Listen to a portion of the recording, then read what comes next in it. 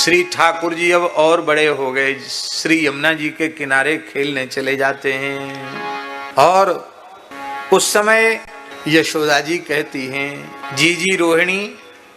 कहाँ बहन यशोदा, देखो कलेऊ करके गए हैं कृष्ण बलराम, और इतना विलंब है गए, अब तक जो है खेल के आए नहीं। इनके खेलते खेलते पेट भरे हुए आए, तुम बुलाए के ले आओ।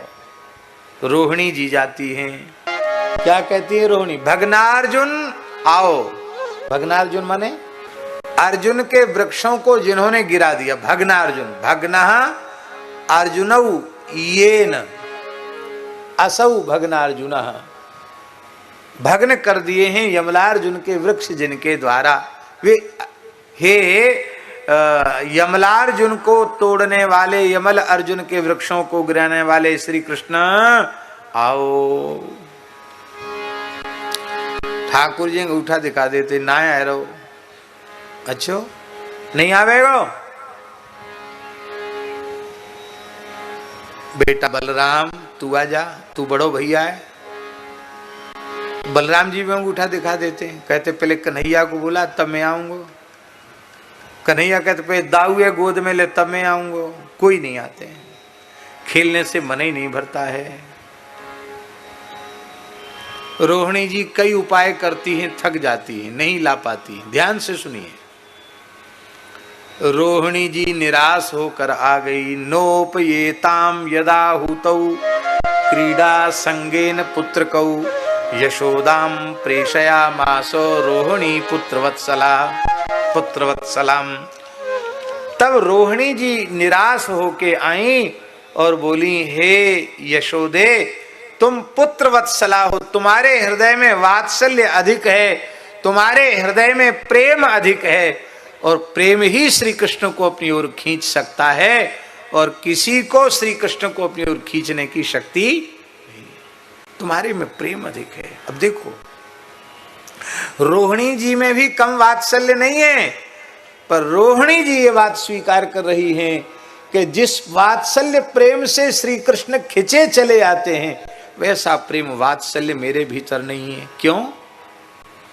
भग्नार्जुनम, ये ऐश्वर्य का स्मरण है। भग्नार्जुनम, तुमने अर्जुन के वृक्ष, इतने बड़े बड़े वृक्ष एक धक्का में गिरा दिए, तो भगवान के ऐश्वर्य का स्मरण कर रही है।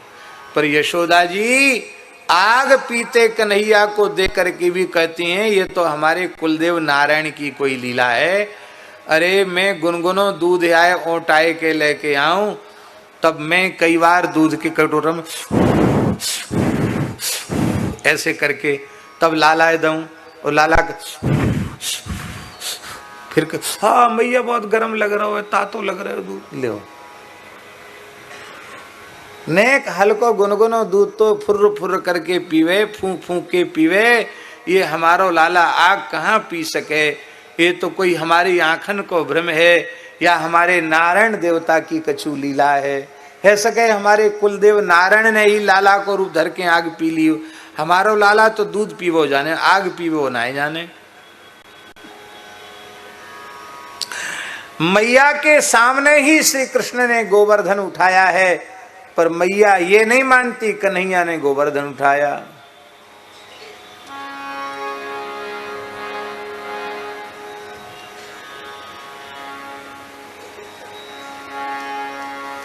कन्हैया मेरो बारो,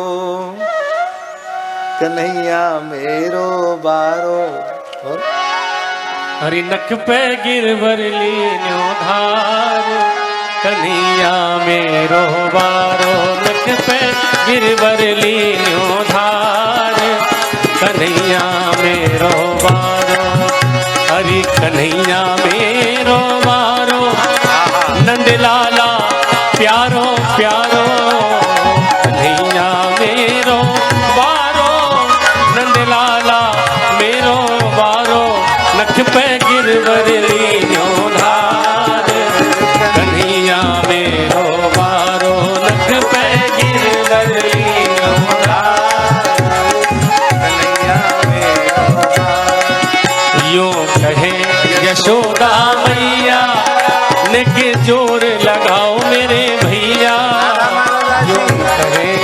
यशोदा मैया के दूर लगाओ मेरे भैया आज गिरवर में हो गिरवर में बोझे अपार कन्हैया मेरो वार आज गिरवर में बोझ अपार कन्हैया मेरो वार नख पे गिरवर लीनो धार कन्हैया मेरो वार लाला की नरम कन्हैया कहीं मूर्ख न जाए लगी भैया लाला की नरम कन्हैया कहूँ मूर्ख न जाए वो कैसे हरि कैसे झेले किलो भार कन्हैया मेरो वार कैसे झेले किलो भार कन्हैया मेरो वार नख पे गिरवर लीनो धार कन्हैया मेरो वार जब कोप इंद्र ने कीन्हो नख गोवर्धन धर लीनो जब कोप इंद्र ने कीन्हो नख गोवर्धन धर लीनो ये बादल बरस बरस दे आर कन्हैया मेरो वार बादल बरस बरस दे आर कन्हैया मेरो वार यूं कहे पूछरी वारो लठिया को देओ सहारो यूं कहे पूछरी वारो लठिया को देओ सहारो अरे मन भजले कृष्ण मुरारे कन्हैया मेरो वार रख पे गिरवर लीनो धार कन्हैया मेरो वारो ओ कन्हैया मेरो वारो ओ कन्हैया मेरो वारो नंद लाला प्यारो प्यारो नख पे गिरवर लीनो धार कन्हैया मेरो वारो नख पे गिरवर लीनो धार कन्हैया मेरो वारो। अब देखिए यदि मैया में ऐश्वर्य भाव होता तो मैया क्यों कहती लाला की नरम कलैया कहूँ मूर्ख न जाएवा की बहिया क्योंकि गिरिवर में बोझ अपार कन्हैया मेरो वारो फिर ये क्यों कहते कि लठिया को देव सहारो ये इतना प्रेम यशोदा जी के हृदय में है कि श्री कृष्ण की ऐश्वर्यमयी लीलाओं का दर्शन करके भी यशोदा जी का वात्सल्य भाव कम नहीं होता। वो परमात्मा नहीं मानती है, वो तो अपनो लाला ही माने। रोहिणी जी इस बात को जानती हैं। रोहिणी कहती मैया जी बहन यशोदा मोह में इतनो प्रेम कहा मो गरीबनी में कि मैं कन्हैयाएं पकड़ के लाए सकूं, ऐसो प्रेम तो तुम्हारी हृदय में है, तुम जाओ। तब यशोदाम प्रेषयामास रोहिणी पुत्र वत्सलाम, यशोदा जी को भेजा। अब देखो ध्यान से सुने, यशोदा जी बुला रही हैं, यशोदा जो हवीत कृष्णम, जो हवीत माने पुकारा यशोदा जी ने, कृष्णा कृष्णा कन्हैया, अरे लाला, ये तो बोल रही है यशोदा जी। और यशोदा जी की स्थिति कैसी है? पुत्र स्नेह स्नुतस्तनु, पुत्र स्नेह स्नुतस्तनी, इतना वात्सल्य जग्या कृष्ण शब्द का उच्चारण करते ही, कृष्ण को पुकारते ही यशोदा जी में इतना वात्सल्य जगा कि उनके पयोधरों से दूध टपकने लग गया। माताएं यहां विराजमान हैं। आप लोगों के अनुभव की बात है। क्या आपके जीवन में कभी ऐसा क्षण आया कि आपने अपने बेटे को पुकारा हो और आपके स्तनों में दूध टपकने लग गया हो? ऐसा कभी आया आपके जीवन में अवसर? झूठ तो बोलना नहीं, सच्ची सच्ची बात बताओ। माताओं से पूछ रहे हैं, ऐसा अवसर आया कभी? नहीं आया। अब तो आवे कहां से? धनी मानी होना, अमीर होना बड़े दुर्भाग्य की बात है। आप लोग कहेंगे दुर्भाग्य की बात कैसे? अमीरों के बच्चे अपनी माताओं के प्यार से वंचित हो जाते हैं। उनकी मैया को फुर्सत ही नहीं होती कि बच्चे संभाले। बच्चों को संभालने के लिए एक औरत रखी जाती है, वो लिए लिए डोलती है। देखो, हंसो मत हमारी बात पर, इसको गंभीरता से लो। बच्चे की ममता अपनी मां में तभी होगी जब मां ही अपनी गोद में लेकर उसको प्यार दुलार करेगी। किसके कैसे संस्कार हैं, उसकी गोद में तुम दे रही हो अपने बच्चे को, तुम्हारे संस्कार बच्चे के क्यों नहीं बिगड़ेंगे? मां का वात्सल्य पूरा का पूरा प्राप्त करने का पुत्र का, पुत्री का अधिकार है। आप उसके अधिकार का हनन कर रही हैं। अब फिर कहती बच्चे हमारी बात नहीं सुनते, बात नहीं मानते। क्यों मानेंगे तुम्हारी बात? तुमने मैया का काम किया ही नहीं, क्यों बात मानेंगे तुम्हारे बच्चे? इसलिए मेरी प्रार्थना है, भगवान ने धनवान बनाया है तो खूब गौ ब्राह्मण दीन दुखी की सेवा करो, संपत्ति का उत्तम से उत्तम विनियोग करो, पर ज्यादा अमीर पने की ठसक में अपने संस्कारों का त्याग मत करो कि रसोई में कोई भी घुस के रसोई बना रहा है, अब हमें रसोई बनाने की जरूरत नहीं है, अब बच्चे खिलाने की भी जरूरत नहीं है। तो हम आपसे पूछते हैं, बात बड़ी कठोर है, बुरी लगे तो लग जाए, फिर बच्चे पैदा करने की जरूरत क्या है? सब काम दूसरा करे तो ये काम भी दूसरा करेगा, ये काम तो दूसरे का नहीं चलेगा। मेरी प्रार्थना है, देखो जानकी जी राम जी की गृहिणी हैं, यद्यपि बहु सेवक सेवकनी, अनेकों दास दासी सेवक सेविकाएं हैं, पर श्री रघुनाथ जी की संपूर्ण सेवा श्री किशोरी जी अपने हाथ से करती है। माताओं से प्रार्थना है, पति पुत्र की सेवा अपने हाथ से करें। नहीं बनता है नौकर चाकर का सहयोग ले लो, बुरी बात नहीं है, लेकिन माँ अपने हाथ से जो परोस के जिमाएगी, उससे जो बालकों को जो प्यार मिलेगा वो नौकर चाकरों के हाथ से खाने पर नहीं मिल सकता है। भगवान जाने, हमने तो सुना है कि अब लोग विवाह के समय कह देते कि हमारी लड़की रसोई नहीं बनाएगी, कह देते, शायद बड़े लोगों में कह देते वो सब कुछ पढ़ी लिखी है, इसको घर का कोई काम काज नहीं है, तो माने घर में काम करेगी नहीं है, नहीं आता है।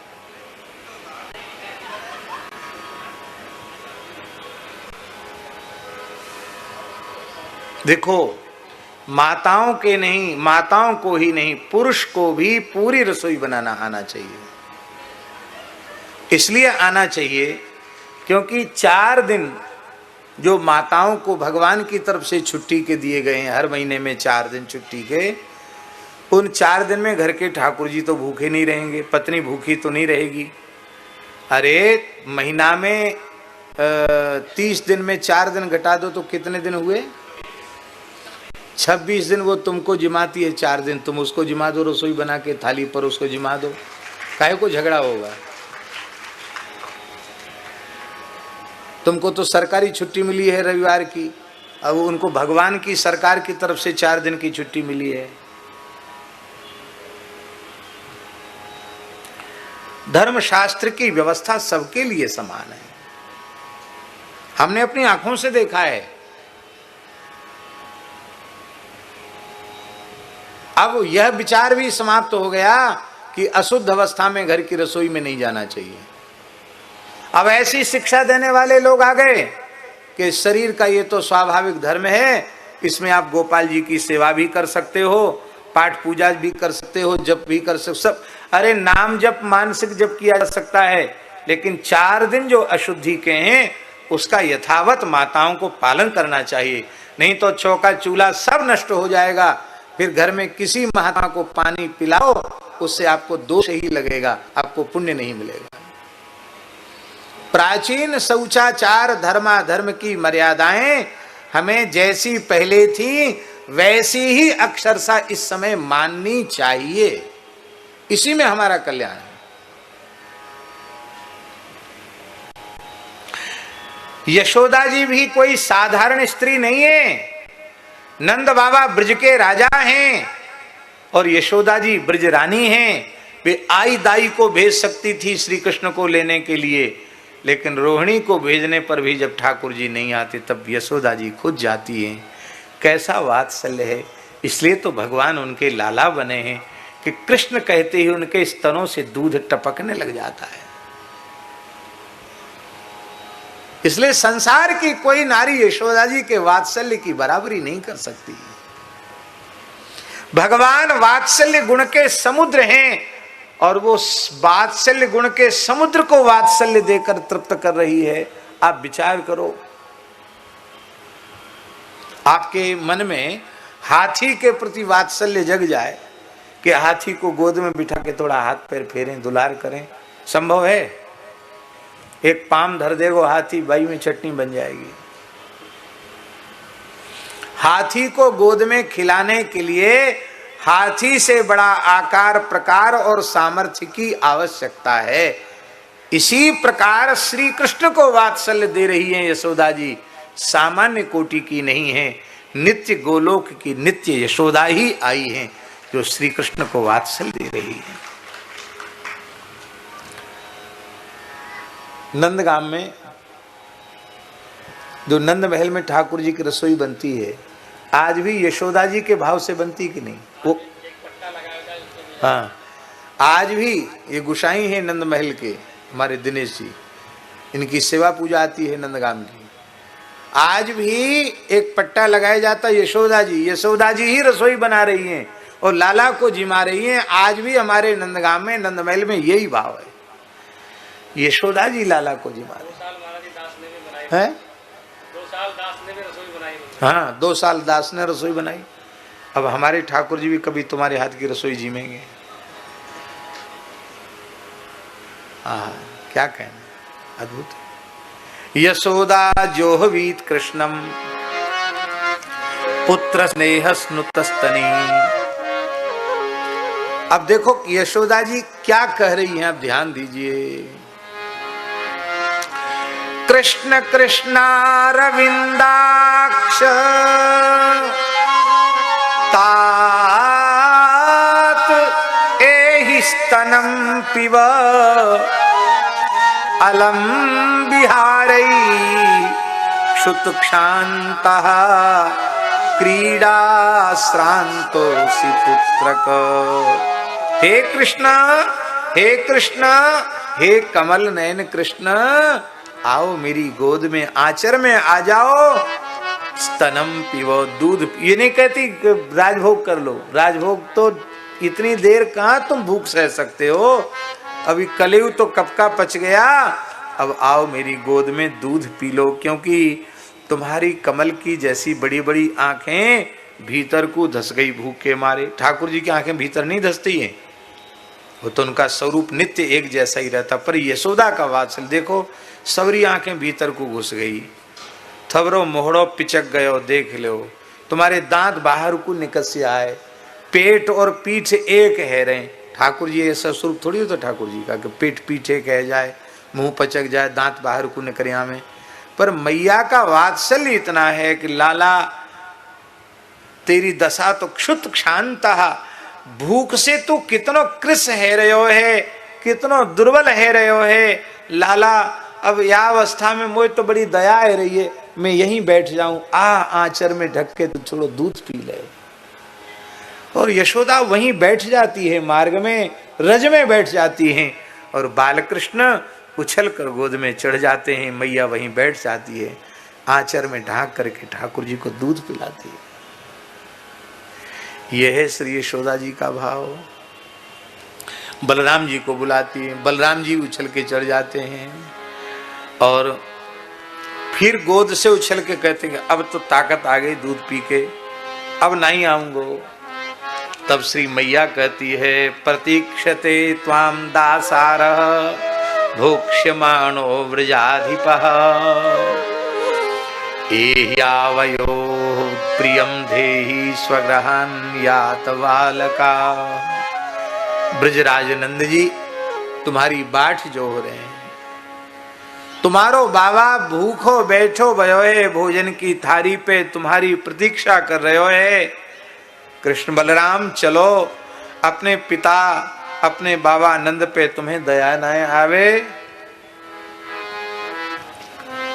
पिताजी भूखे बैठे हैं तो ठाकुर जी की चंचलता कम हो जाती है, उछल के दाहिनी ओर दाऊ जी चढ़ जाते हैं, बाईं ओर श्री कृष्ण, दोनों को एक साथ गोद में लेकर कृष्ण बलराम को यशोदा जी नंद महल में प्रवेश करती हैं और बालकों से कहती हैं तुम पीछे पीछे लगे क्यों आ रहे, जाओ सब अपने अपने घरन को जाओ।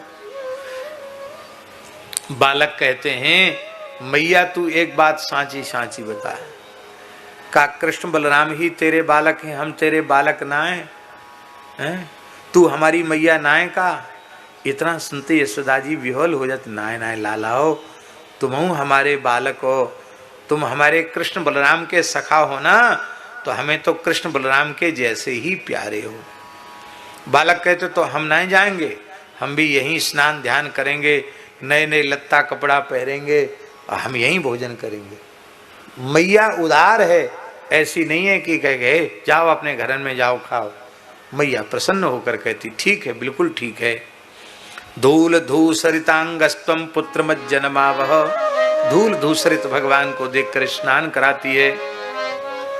कहती देखो आज तुम्हारे जन्म का नक्षत्र है, विप्रेभ्यो देहि गाह शुचि, पवित्र होकर के ब्राह्मणों को गोदान करो, क्योंकि आज रोहिणी नक्षत्र है।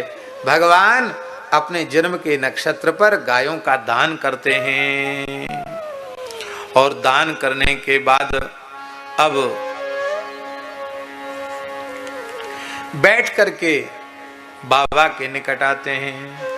अब देखो बहुत सुंदर, ध्यान से सुन, सब सखाओं ने भी स्नान किया है, सबने नए नए वस्त्र पहने, आज ठाकुर जी के जन्म का नक्षत्र है और सब अलग अलग पीढ़ा पर बैठे हैं, सबके सामने सुंदर सोने चांदी के पात्र रखे हुए हैं, विविध प्रकार के व्यंजन परोसे। वो सैकड़ों सखाओं के साथ बीच में ब्रजराज नंद बाबा बैठे हैं, उनकी दाहिनी जंघा पे बलराम है, बाईं जंघा पे श्री कृष्ण है और सामने चौकी पे विशाल स्वर्ण थाल में विविध प्रकार के व्यंजन परोसे गए। सखाओं में तो सब थे, भगवान के जाति भाई तो थे ही, ब्राह्मण बालक भी थे।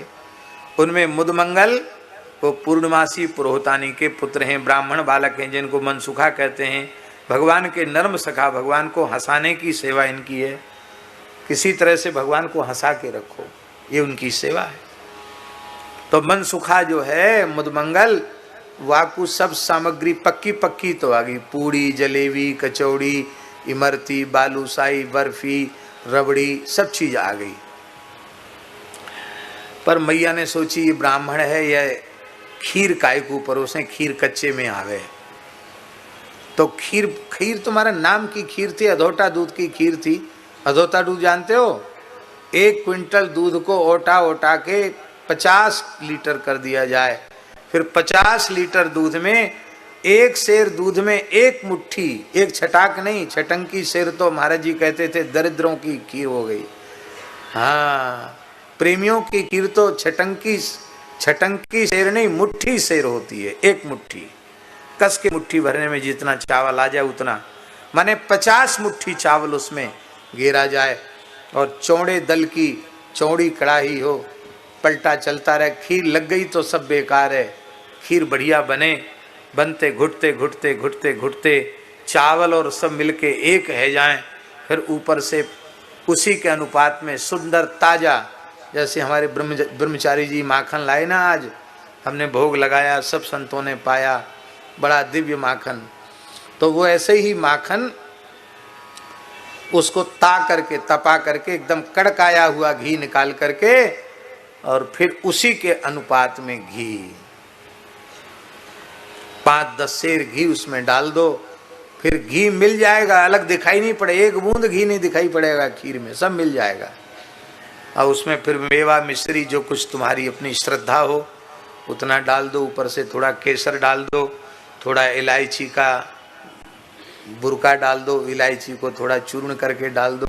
आ ऐसी खीर सुंदर ठंडी हो जाए, सीरी हो जाए, और फिर ठाकुर जी को भोग लगाओ तो ज़्यादा श्रम नहीं करना पड़ेगा, दौड़े गोपाल जी आएंगे खाने के लिए, बस थोड़ा प्रेम भीतर होना चाहिए। और इसके बाद ऐसी खीर जब साधु ब्राह्मणों को जिमाओगे तो हाथ जोड़ के नहीं करना पड़ेगा, महाराज आशीर्वाद दीजिए, फिर तो खाने वाले के रोम रोम से आशीर्वाद निकले, जजमान तेरो भलो होए, तेरो अच्छो होए, तेरे बालक बच्चे मजे में रहें, तो एक खूब धन संपत्ति आवे, तेरे खूब पोता पोती हो में, अपने आप आशीर्वाद निकलेंगे ऐसी खीर खाए हुए पे। बढ़िया मैया ने खीर बनाई, क्योंकि नंदो महामना, नंद बाबा का विशेषण है महामना, छोटे कमजोर मन वाले नहीं है नंद बाबा, खूब उदार हैं।